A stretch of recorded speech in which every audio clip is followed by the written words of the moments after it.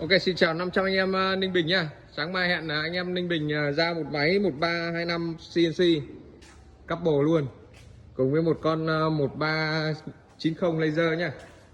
Máy được nhập khẩu công ty Babylon Laser. Mai là ra bộ đôi chuyên cắt khắc quảng cáo anh em nhá. Máy nhập khẩu bởi công ty Babylon Laser. Ok, là chuẩn bị sẵn sàng lên đường ngày mai. Ok, chào anh em nhá. Máy cắt CNC 1325, cắt gỗ, cắt mica dài 20mm, đang cắt những Babylon.